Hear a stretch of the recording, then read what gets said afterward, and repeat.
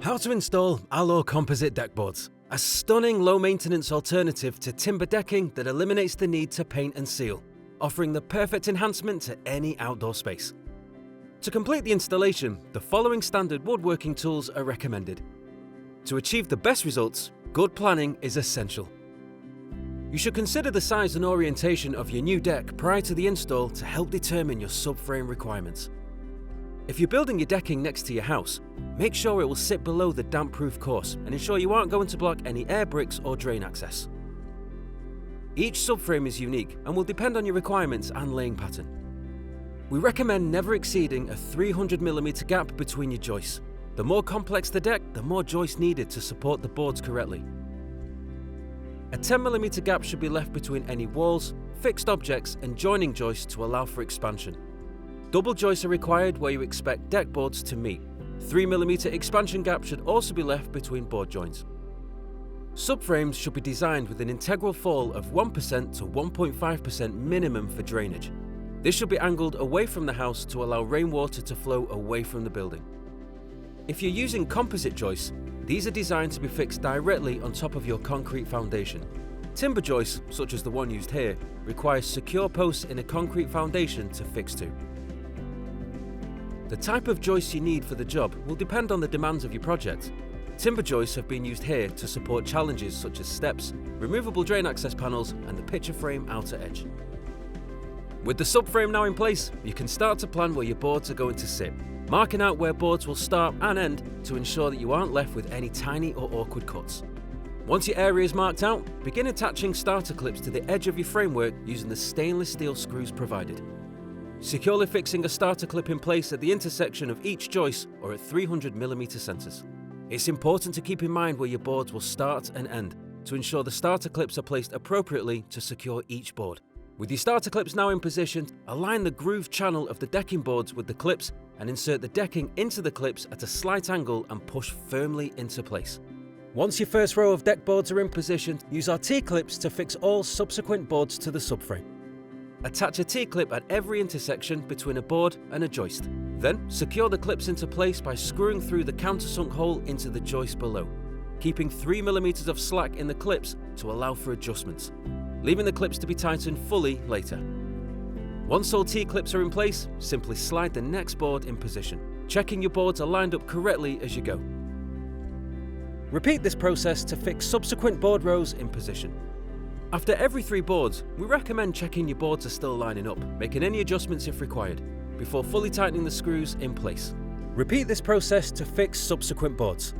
For this project, we have board breaks splitting the install into 3 parts. If no breaks are required, we would advise you fix each board down the line of your deck before moving to the subsequent row until you have reached the final 2 rows. To create the board breaks within our deck, we're going to run boards perpendicular at each end of the middle section. To get our boards perfectly lined up ready for the 2 board breaks, we safely trim any excess board using a plunge saw, using extraction to keep dust to a minimum.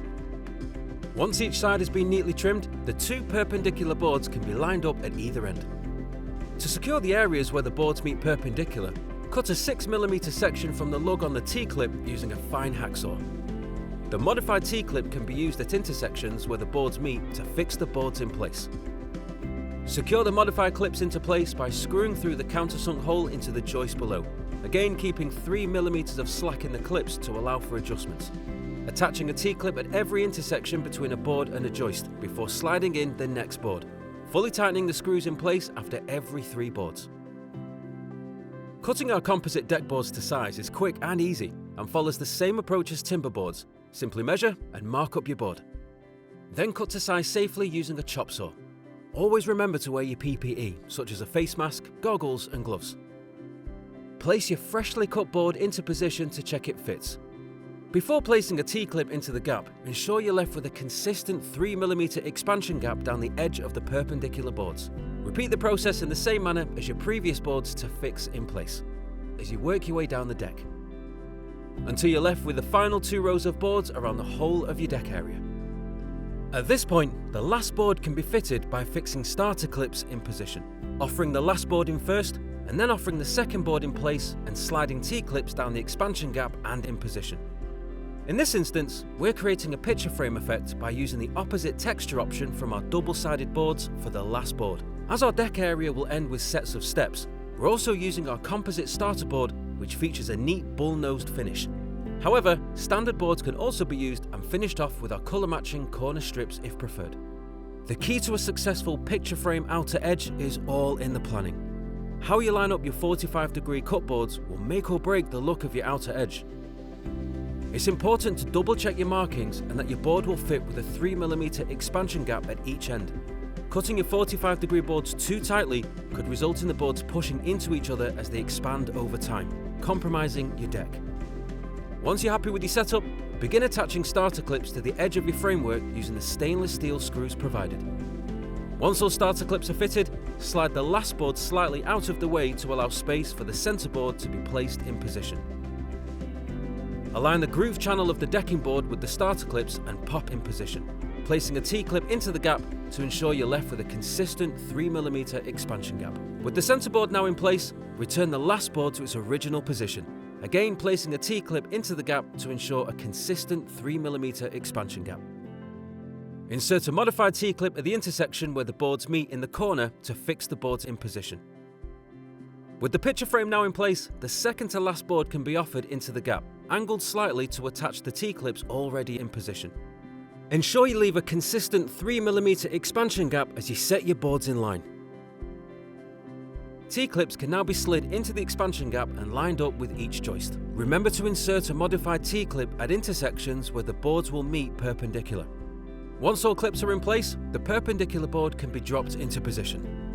Then simply slide your modified T-clips back until they sit in the groove channel of the decking board. Then fully tightening the screws to fix in place. With the centre of the deck now in position, picture frame can be completed, following the same process with starter clips added around the edge of your framework.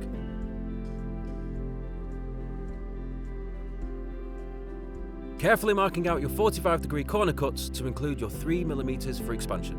Cut to size safely using a chop saw. Drop your cut board in place, connecting the groove channel at the front of the starter board to the starter clips.